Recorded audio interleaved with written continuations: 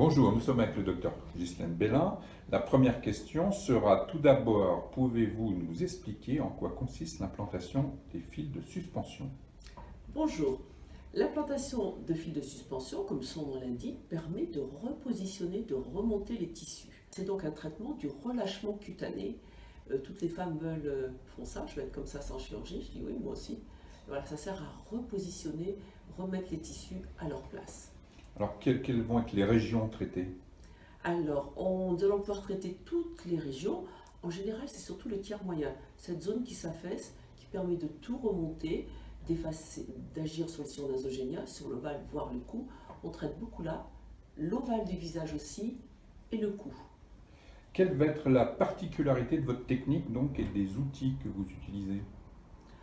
Alors, pour poser des fils de suspension, l'intérêt c'est qu'on a vu apparaître sur le marché des nouveaux fils résorbables en acide polylactique avec des petits cônes comme des petits parachutes qui permettent de remonter et d'accrocher les tissus. Ces fils sont totalement sûrs, résorbables, on connaît cette matière depuis des années et très efficace sans insertion chirurgicale, juste avec un point d'entrée d'aiguille, une procédure simple, sans danger, sans effet secondaire. C'est moins compliqué que d'aller chez le dentiste.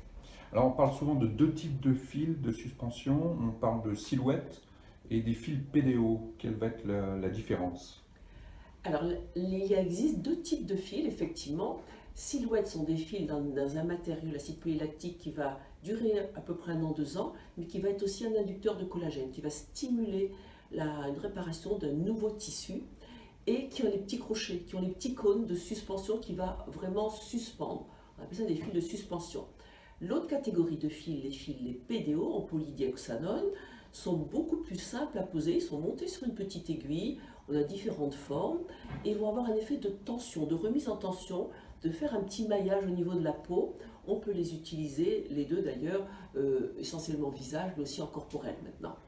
Alors, pour quel type de besoin et quel type de patient pour lesquels les fils de suspension sont bien indiqués? Alors la différence, les fils de suspension, je vais dire, c'est plutôt une alternative à la chirurgie. Quand on veut retarder, quand on a un problème de relâchement de peau. Là, donc les patientes ont déjà eu des fillers, de la toxine, différents traitements. Donc ça permet d'être une alternative à la chirurgie, d'attendre, de retarder un petit peu. Alors que les fils de PDO vont être plus sur des patientes un peu plus jeunes, quand on a besoin de remettre en tension, d'avoir un effet simple, c'est moins agressif aussi à poser, c'est encore beaucoup plus simple. La procédure est très légère, a peu d'effets secondaires, mais les deux de toute façon se complètent, hein. Dans le même traitement, on peut poser les deux aussi.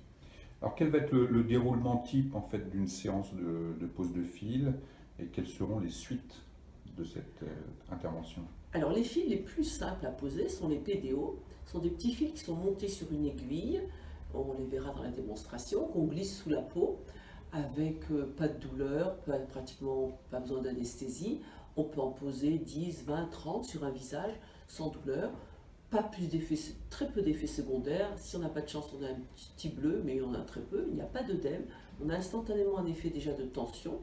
Ça, c'est relativement simple à faire. Les fils de suspension en acide polylactique, les silhouettes, la procédure est un petit peu plus prend un peu plus de temps. On fait une anesthésie locale au point d'entrée, au point de sortie. Par exemple, un fil qui va passer là, on aura des points d'anesthésie à l'entrée, à la sortie. Et puis c'est tout. Mais c'est pas plus causé moins d'effets secondaires que je dis qu'on va chez le dentiste, on a mal pendant 3 jours. On sent vaguement qu'il s'est passé quelque chose. 2, 3 jours après, c'est fini. Il n'y a pas d'antibiotiques à prendre, juste un peu d'arnica, et puis des granules et de la crème, puis c'est tout. Alors, quelle va être la durée de vie des résultats?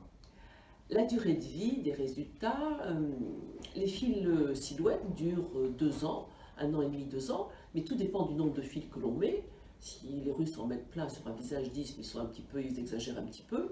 Si on en met 2, au minimum une paire de chaque côté, ou 4, hein, dans un ovale, pour avoir un bon résultat, on en met 6 à peu près. Là, on va avoir des résultats de 2 ans, à 2 ans. Et en même temps, la peau va changer, mais on peut également rajouter quand on veut. Des patientes très contentes me disent je suis très satisfaite, est-ce qu'on peut en mettre dans les sourcils, est-ce qu'on peut faire le cou? On peut décider de compléter la procédure 6 mois après, quelques mois après, quand on veut. Les fils PDO ont une durée de vie plus courte, 3 à 6 mois, mais on a cet effet de tension qui est vraiment appréciable sur les patientes. Il n'est pas question, on ne parle plus de gonfler, de remplir, de faire des volumes, ni de paralyser un visage et de retendre la peau. Alors, est-ce qu'on peut combiner d'autres techniques? Notamment, on parle souvent de la combinaison fil et filler, justement. Alors, bien sûr que les traitements combinés donnent beaucoup plus de résultats. En général, les patientes à qui on propose actuellement les fils ont déjà eu auparavant des fillers, des injections d'acide hyaluronique, de la toxine, mais on ne peut pas gonfler un visage à l'extrême, à un moment il faut arrêter, on ne peut pas le paralyser non plus sans arrêt. Donc l'intérêt c'est d'agir sur ce relâchement cutané, donc d'avoir cette alternative. Maintenant, on passe à l'étape suivante, remonter les tissus. On veut repositionner, récupérer des vecteurs vers le haut, vers l'arrière, refaire la triangulation du visage. Donc bien sûr que l'on combine, s'il manque du volume dans la tempe, dans une région du visage, et puis surtout la région péribuccale qui souvent n'est pas traitée, on peut l'associer. En général, on le fait avant. Il faut surtout éviter les appareils électriques ou qui chauffent, ou les lasers ou la radiofréquence après une pause de fil pendant 3 semaines. C'est la seule chose qu'il ne faut pas combiner pendant un petit mois. Très bien, donc on a déjà une partie des réponses. Maintenant, on va regarder comment ça se passe pratiquement avec notre patiente. On vous remercie, Dr Bellin, et on va voir la suite tout de suite. Merci. Donc sur cette patiente qui ne souhaite pas faire de lifting, mais qui a un petit peu de relâchement cutané, on va repositionner les tissus. Le vieillissement, le manque de collagène, c'est la peau qui est trop grande. Et en plus, on se squelettise et malheureusement, tout glisse avec la pesanteur.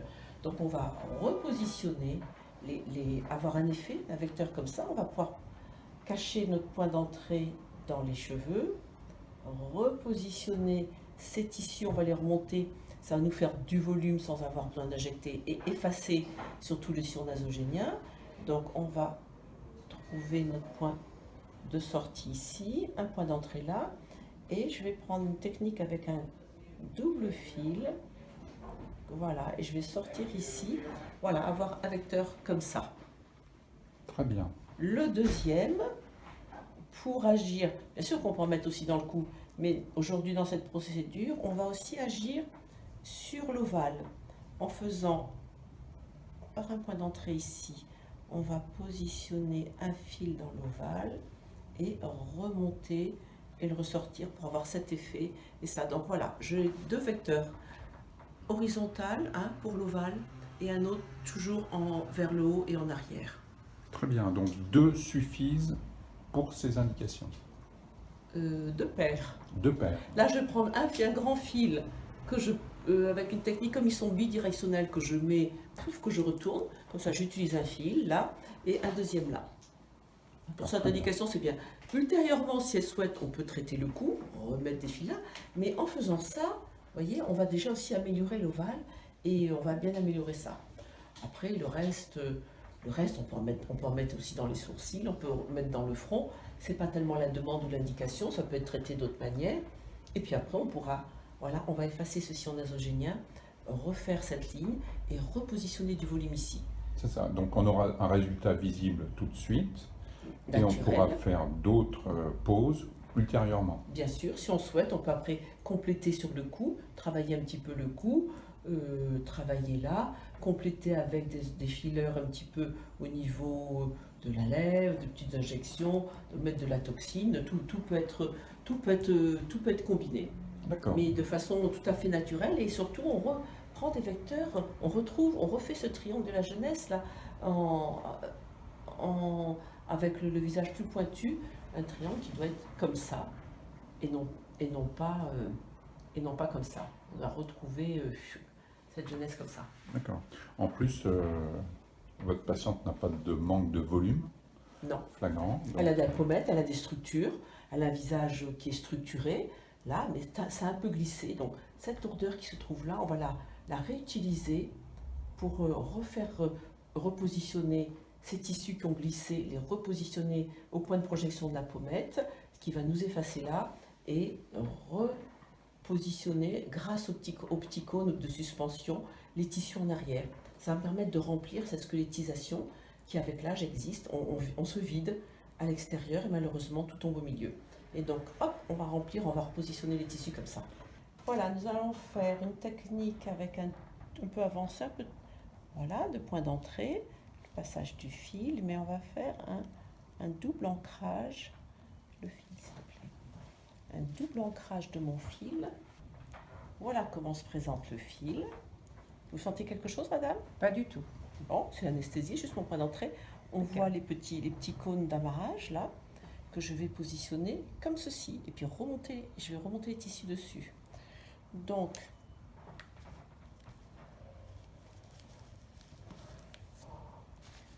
voilà.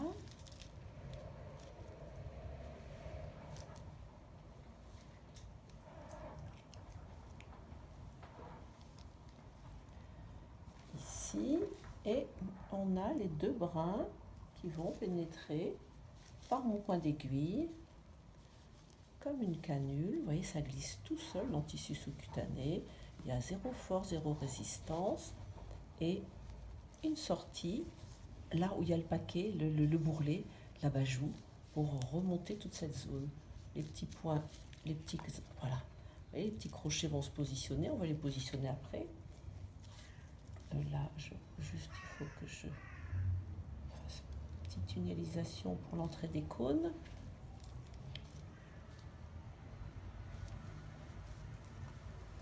Et on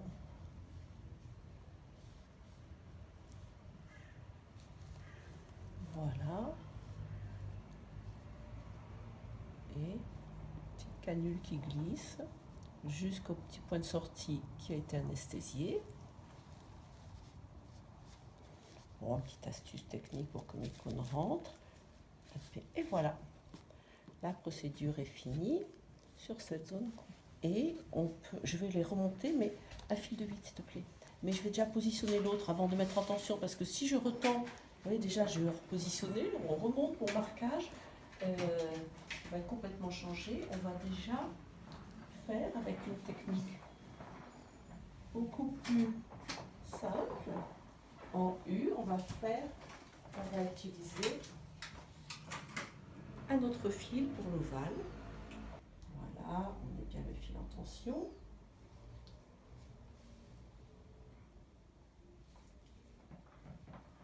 Et on se positionne dans ce tissu sous-cutané. Vous voyez, ça pénètre très facilement. Hop, mon petit point de sortie qui était anesthésié. Comme une canule qui aurait qu'un seul passage. Mes fils sont positionnés.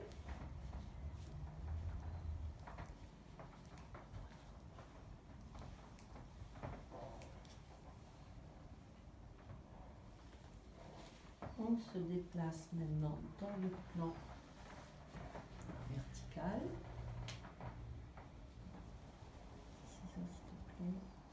Voilà. Pour mon petit point de sortie. Est-ce que ça va, madame? Impeccable. Bon, tout ça, évidemment, dans des conditions d'asepsie très strictes, mais bon, on est médecin, ça, on sait faire. On va les mettre en tension. Là, je vais commencer par celui du haut. Je vais glisser les tissus sur mes petits crochets. Même si j'en perds un ou deux, vous voyez, c'est pas grave. Ça veut dire que j'ai vraiment rétracté. On a remonté la pommette là. Voilà, je remonte tous les tissus et je les accroche sur ces petits crochets. Ensuite, ultérieurement, dans la semaine qui va suivre, il va y avoir une cicatrisation, ils vont rester accrochés sur les petits crochets. Vous voyez qu'on a, ça c'était la bajoue, vous voyez, elle est remontée, elle est remontée, ça va relâcher. Vous voyez, on peut les relâcher. C'est exprès que je mets en excès de tension. Le fil de l'ovale, c'est celui-là. On voit très bien où il se positionne. Là, on peut les couper, ces deux-là. Tu les coupes.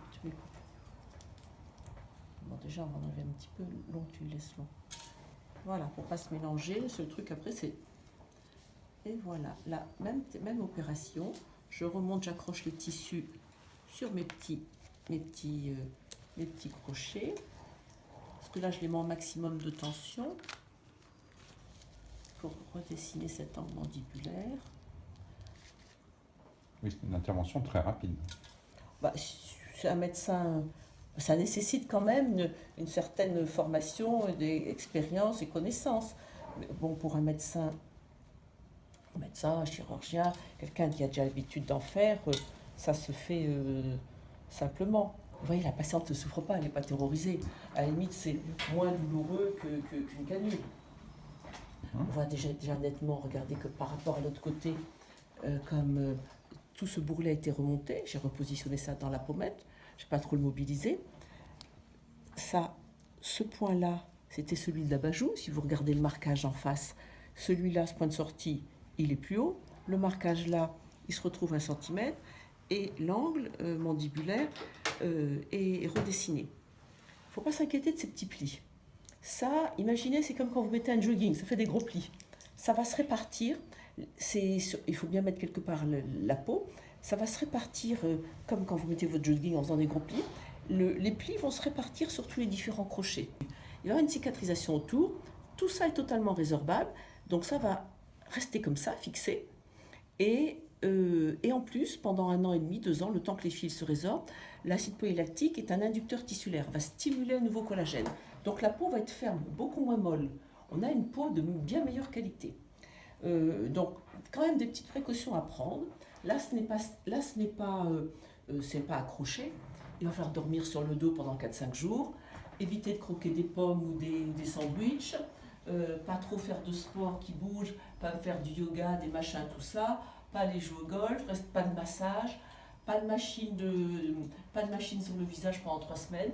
On leur fiche la paix. Le temps que tout ça cicatrise bien, que ça reste positionné comme ça. Et puis c'est tout, il n'y a pas d'antibiotiques à prendre. Là, on va appliquer un petit peu de... La seule chose, j'applique un petit peu sur mes points d'entrée et de sortie, un petit peu de crème antibiotique, d'afucidine. Juste, voilà, une petite désinfection qu'on aura à faire, c'est là. Éventuellement mettre de l'arnica, et puis les patientes, on peut faire un LED derrière pour aider la cicatrisation. Ce que vous voyez de blanc, là, c'est la vasoconstriction. Et Donc, voilà. pas d'éviction sociale. Non, ben là, voilà. Là, on est à l'heure du déjeuner. Madame travaille, elle a des rendez-vous. Nous sommes mardi, en plein milieu de semaine. Voilà, si on voit la patiente. Attends, laissez le visage droit. Voilà, de face. Voilà mon point de sortie. Vous voyez la différence, il a été remonté. Ce point ici, il se retrouve ici. C'est l'ascension. Donc, on avait une lourdeur de peau. On a une projection de la joue au niveau des molaires. Ça ne va pas du tout. Le point de projection maximum de la pommette, il y a des normes, hein, le nombre d'heures, et ça, c'est ici. C'est ce que l'on a fait. On l'a repositionné ici. La pommette est remontée. Voilà. Sinon, on aurait dû faire une technique où on fait l'injection à la canule de pommette pour faire du volume ici, qui aurait un peu remonté. Mais ça n'enlevait pas ça. Là, j'ai remis cette base graisseuse, là, je l'ai réutilisée, je l'ai repositionnée dans la pommette, sans avoir besoin d'injection. En faisant ça, déjà, ça m'ascensionne un peu le bas. Plus le bourrelet ici, qui est repositionné également. On a déjà, vous voyez mon trait de dessin, il est déjà ascensionné d'1 centimètre sans avoir traité, même au niveau de l'angle maxillaire. Et ensuite, on finit en redessinant ça, en faisant passer le fil derrière l'angle mandibulaire. Pour l'instant, on ne le voit pas trop, cet effet, parce qu'on a l'excès de peau, mais ça va se placer derrière l'angle mandibulaire et me remplir toute cette zone qui s'était vidée. Et on voit nettement un ovale. Sur le cou, on a récupéré aussi très nettement par rapport à ce côté-là, là déjà. Oui, là c'est flagrant également. Sans avoir eu besoin de mettre un fil. Après, ultérieurement, si on veut, on peut en positionner, on peut en faire passer un. Pareil, même technique comme ça. Très bien, très efficace. Donc là, on a agi sur 3 zones en peu de temps. Voilà, tiers moyen, terrien et l'ovale. Ça, c'est vraiment, bon, une dame d'âge mûr, là, qui a une indication chirurgicale, qui ne peut pas le faire, qui travaille, qui n'a pas le temps, qui ne peut pas... ça permet de retarder l'intervention. Complètement. Ça va retarder l'intervention d'un lifting de plusieurs années, j'imagine. Ben, ça dépend de ses motivations. Ça dépend, on peut en remettre dans 1 an, dans 2 ans, dans 6 mois. On peut faire le coup dans 6 mois. Mais également des patientes qui ont eu des liftings, qui ont l'âge continue, le temps continue, qui ont reglissé. Ça me permet de redonner une deuxième jeunesse au lifting. Je les rafraîchis, les liftings de tous mes confrères, et ils ressortent impeccables, moi. Oui, les deux ne sont pas incompatibles. Mais pas du tout. Bon, c'est un petit peu plus délicat. On a l'habitude, quand il y a une chirurgie, les tissus sont un petit peu remaniés, mais on remonte également, on remet à jour des liftings qui sont un peu relâchés.